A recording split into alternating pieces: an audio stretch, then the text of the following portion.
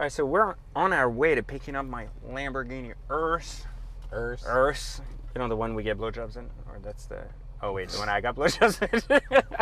ZJ? Well, it's actually a different one. You know, it's unfair to say that because then the timelines aren't going to match what I've been telling everybody. Like, so I bought that car, like, after I used to get blowjobs in the other Lamborghini.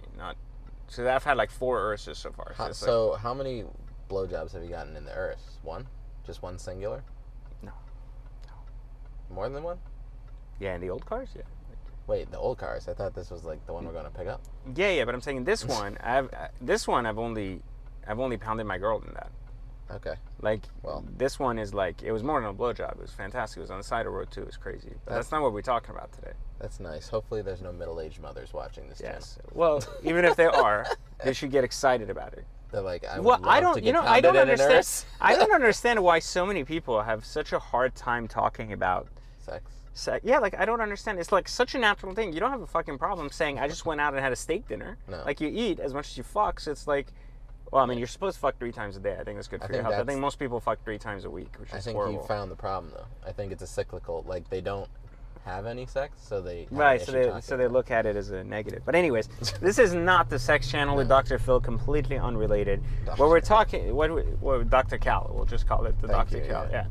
So what we're talking about today are, what are we talking about today? Investment watches. Things that are relevant to watches. Watches. I got sidetracked there with the Lamborghini Urus. I thought we were doing a commercial for the Urus. We are going to be talking about the best investments that we had in 2020 in terms of luxury timepieces. And we may agree, we may disagree. You never know.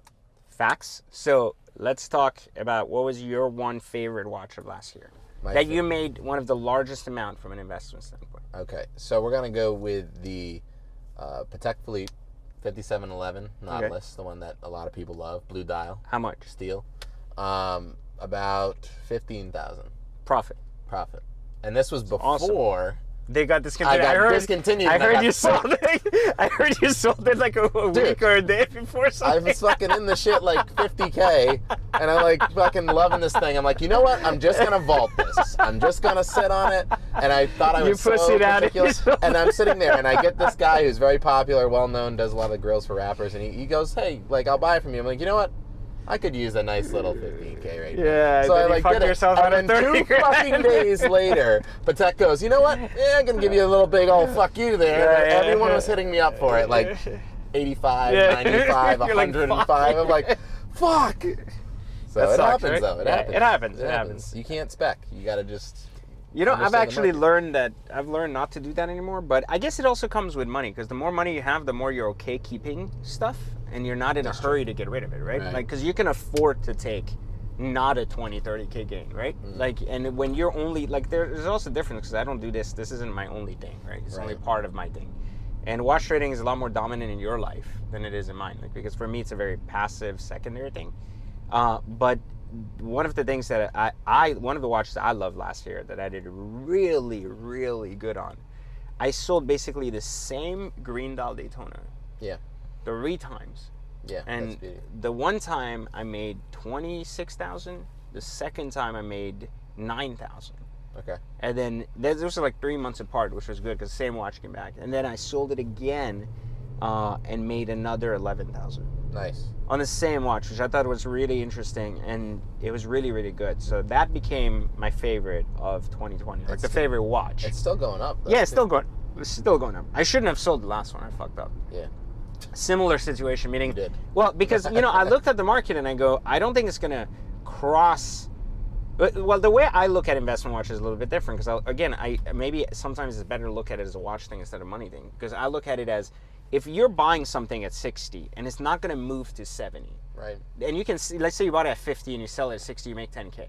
It's not going to go from 60 to 70 within the next 2 years. Like you go, there's time before that moves again. Right. So you go, why would I want to keep the money trapped in 60? We can rebuy to 62 maybe or 63 once that motion occurs. Yeah. You know, even if I lose the 2K, at least I didn't trap the money for if there are other places to put money, you know, which would be okay. So that was kind of something that, you know, was like just slightly different, or, you know, you could say it was just the way things were with that particular watch. It's so still going up. Yeah, it's still going up. So I kind of did, like I misread that, you know. Yeah. So I'll own up to it. What's another watch you did good on? Or you should have gotten that you think are going to be good this year? The Audemars Piguet Royal Oak Offshore brick was a good one. The old version, not the new one. Okay. So essentially the all gold on those went up too. Yeah, they all went up, but I never got the gray dial, the like the rhodium. The rhodium. It was more like the old school, the gold one, the gold on honeycomb gold, yeah. gold. And you just can't beat it. I mean, it's a little rough on the wrist when you hit the hinge, but I mean that's not only an epic, badass fuck you type watch. It's just all money all day because everyone wants all the gold. You know? Yeah, but 55 to 60 is basically where that watch is. Yeah, so right. Where do you think it's going to go? You think it's going to go higher? I think it can creep up a little bit. I wouldn't say aggressively, but maybe give it another 5 to 10. You know, because I think the brick market's like a 75K market. I think that's where. I don't think that's going to go anything more than, like I think anything more than that is basically the hype of people thinking the thing's going to go to like 100. But I think that's where it is. I don't think it's at like somewhere else. Well, it depends because I thought the fucking Patek was going to go up to 98 over like 10 years. Yeah. It happened in like one night. I was like, well. But you know, this is the argument I was making with someone else that sells like high-end watches. I was like, is anyone actually paying that? That's the well. Yeah, that's the thing. that's a good point. Like that's the other thing. Like Yeah. someone was pitching me a 5980, and they were like, yeah. Like when I was getting mine, I was like, okay, so 5980. 1R, like 90K MSRP, like a little bit under that, and they were like 200K. Yeah. And I'm like sitting there like, is anybody actually writing a fucking check for 200K? Yeah, I don't think so. I think it's all like shopping and speculating. Yeah, like that's what like retail like clients, they literally do that so that they can sell the watch at 160. Yeah. Like, you know, so like I think like that's what a 5980 is right now, like 160 to like 170. Like Right. I think that's like the most. I agree. I'm not saying it won't go there. But I think until you see retail pricing like 250, no one's actually writing a check at 2. Yeah. Because even like the Bubba Watson went like 150 to like 4. Yeah, like there's some place asking like 500K for a fucking Bubba. I'm like, you're out of your fucking mind. But like, is anyone actually writing a check? Nah, I think they'll write it for 250, maybe 3. Yeah, but like, do you really like? But that's the thing. Like, this is why it's so hard for me to trust this because there's no data point. It's all like this one dude that like, because there's like 5 watches in the whole market. There's one that sells. Someone goes, one dude wrote a check for 250. Right. What if that was a jeweler that had another guy basically write a check for 260? Like you don't know. So what happens? You get caught up in that and you go, oh, it's worth 250, 300K. Yeah. And most people don't even have that data, so it's completely fucked up. Because like even the open work skeleton, I think that's like one of the good examples. Like we got in this 120. Right. The first one, brand new, right? And every time I posted for like 2 or 180 or 190, I get offers for like 160, 170.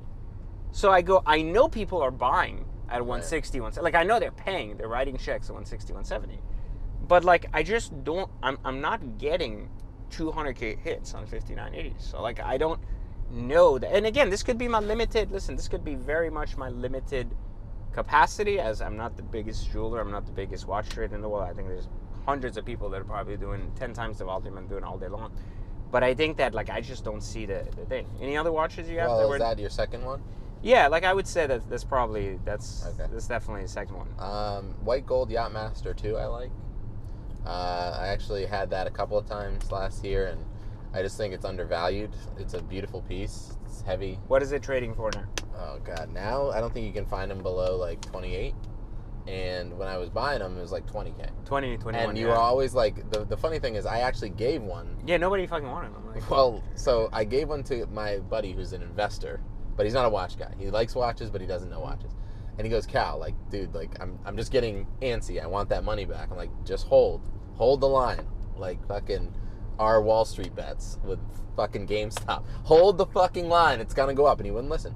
So he got all these wholesalers to come through and pop in his ear that shit ain't worth more than 22, 23. They buying them all day, you know, their usual tricks. Fucking 2 months later, you can't find one under 28K, and we were selling them for 28K all day. I was like, I told you should have held it at 23, 24, because it's just going to go up to 30, because it's undervalued, and it's a nice watch. And just because all the like clowns and fanboys don't see and they think it's a steal, you think it'll go past 30? I don't know. Because the YACHT-MASTER 2 wasn't really that popular to begin with. Right. Like, meaning, like, the model itself wasn't as hot as, like, it was a very large Rolex for Rolex, right? Like, meaning for Rolex buyers. So I felt like being such a large model for Rolex, I was like, it's very unlikely that it keeps trending. Am I right or am I wrong? No, you're right. So that's what I was, like, kind of confused about. That's what I was confused about, your thoughts on that specific thing. Yeah.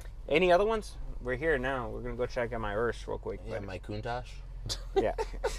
My Countach. But is there any other ones that you think were I really like the white gold Sky Dweller, which I bought. I was going to say the same thing. Like, I bought 3 of those last year. I did really well. And I think they're going to keep going up. Too. I think those are going to keep trending way up. I think if you get the Sundust Roman dial in the yellow, you win all day because no one can find that one anymore. And but I think even the white gold's going to go up. Because I think the white gold right now is like 38. And I think that's highly undervalued compared to the rest of the market. I think that'll go up too. But I mean, who knows? I think those are just all really good watches to look for this year. And just check out in general. Let's get out. Have you seen this thing? I just got the carbon done on it. Looks hopefully pretty epic. Let's go look at it. Who? Jason Agur. I don't know. No, that's not. He doesn't have old shit. But look at this. We just got this done. Just got this front lip all done up in carbon at the bottom. I think it looks pretty good. Yeah. Looks pretty unique. The blue interior is where I'm at. Yeah, it made the whole car look a little bit more beefy and more fuck you know? Got the carbon lip on there. This is cool because, I mean, if you look at this is basically like a very minor upgrade to the car, but it really makes the car much wider and more fuck you. But anyway, so you saw it first before anybody else saw it on WTA or even Exotic Car Hacks. The new lip on my Urs, on my Lamborghini Urs, which is retired from blowjobs, but, you know. I know, that's what happens. I guess when you get married, you can only get it from one person, you know? It's sad. Welcome. Yeah, I know.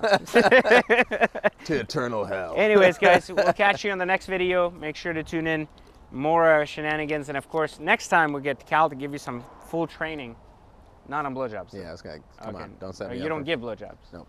Okay, good to know. For the record. All right, you heard it first. He doesn't do it, so don't try it. But anyways, guys, we'll see you on the next one. Make sure you subscribe, like the video. And, again, I'm going to go back in my Lamborghini Urs. See you guys later. Cool.